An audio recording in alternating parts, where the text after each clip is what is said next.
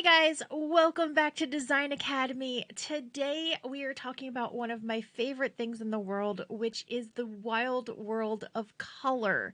First, we're going to start out talking a little bit about the science of color, and then we're going to dig into color harmonies, the emotional aspects of color, and how you can use it for your channel in your branding and design. Let's jump right in. So, what is color?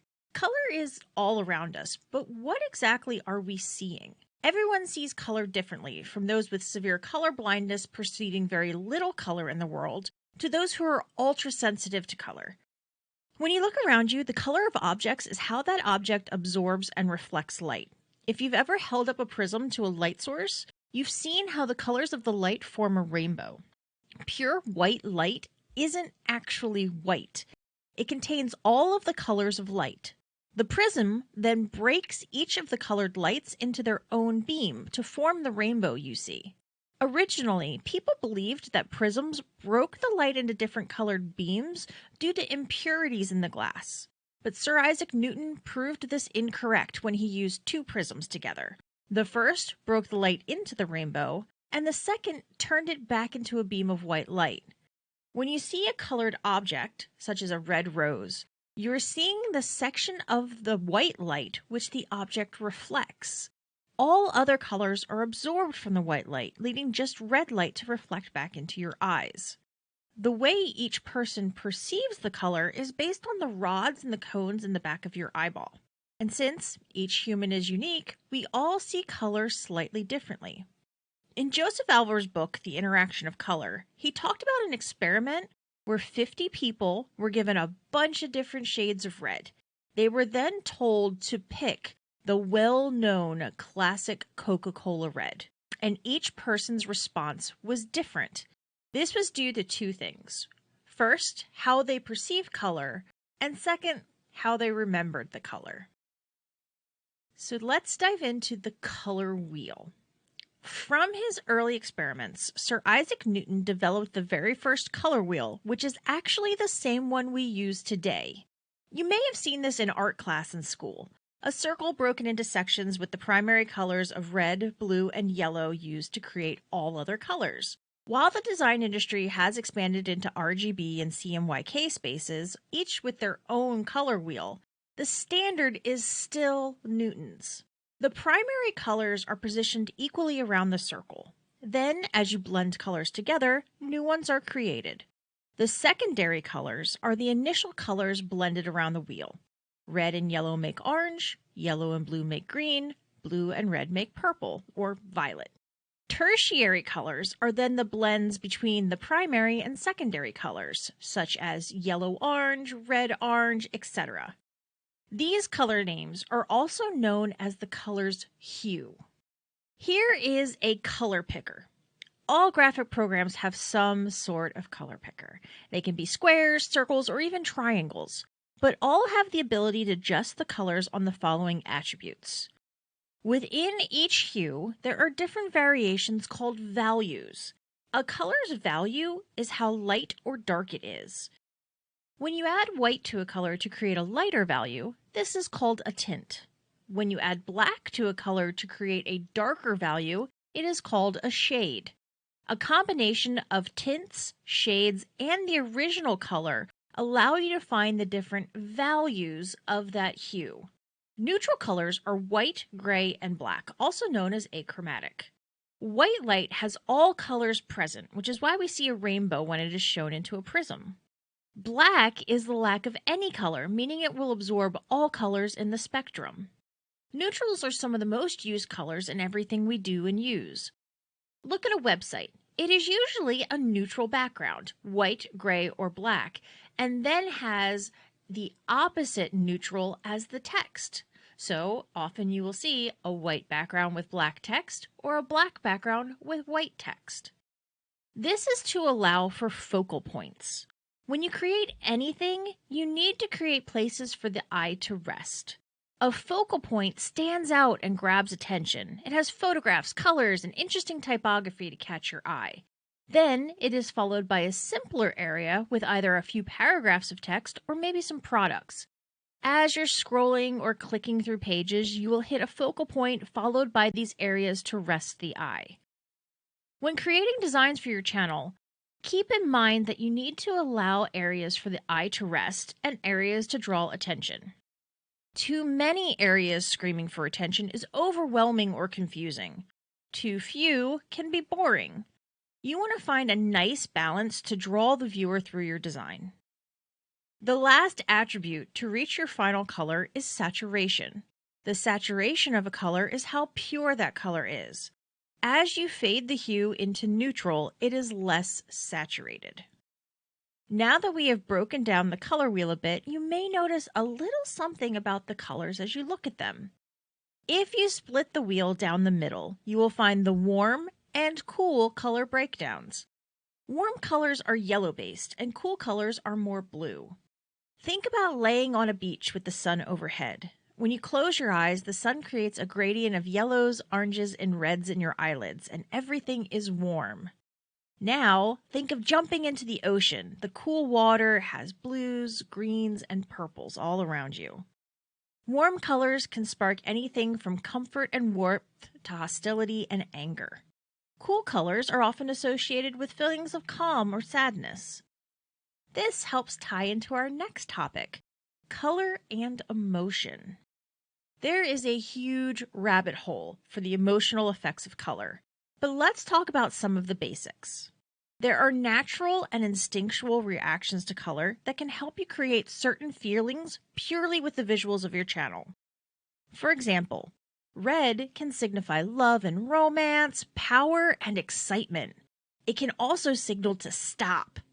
This is why a lot of websites use red buttons. It makes the user stop and look at it because that is how it's used all around us. In nature, aposematism is when creatures use bright yellow, orange, red, black, and white together to flaunt that they are poisonous to predators. As mankind evolved into sign making, red and yellow became the colors to signify a warning or danger. That's why we have red stop signs and stoplights and yellow crime scene tape. Colors don't only have one emotion tied to them, though. You'll notice a lot of restaurants use red and yellow because they're also inviting, warm, and increase a person's hunger. By kickstarting a person's appetite, it invites them in to buy some yummy food. These brands often refrain from using black with the red and yellow because that does indicate that caution we just talked about. On the opposite side of the color wheel, cool colors can be relaxing. Green signifies nature and growth, while blue is one of the most common colors to use. If you're interested in the emotional ties to color, there are a ton of books and articles that dive really deep into that topic. I think it's absolutely fascinating, but we can save that chat for another day. When creating groups of colors, usually called a color palette, you may think designers and artists are just naturally talented with color, or they get lucky. But there are some scientific ways to make sure your color palette always looks great. These are called color harmonies. This is where the color wheel really comes into play. By looking at the wheel, we can create beautiful combinations based on their position within the wheel. The best way to start a color palette is to pick a single color. From there, use the color wheel to find possible combinations until you settle on your favorite. Let's take a look. For this example, I'm going to choose a bright sunny yellow. A monochromatic color scheme includes a single color plus its tints and shades. Since you are using a single hue, the colors blend seamlessly together. Complementary colors are directly across from each other on the color wheel. These combinations have a lot of contrast to each other and create really strong combinations. Directly across from yellow is purple. You've probably seen a lot of complementary color combinations without even realizing. Red and green for Christmas, blue and orange for various sports teams. I personally use purple and yellow in my branding. Analogous colors are directly next to each other on the color wheel. These are smoother or softer combinations, allowing colors to blend or fade from one to the next. These are often very similar to monochromatic color schemes, just using more colors. A split complementary combines complementary and analogous palettes.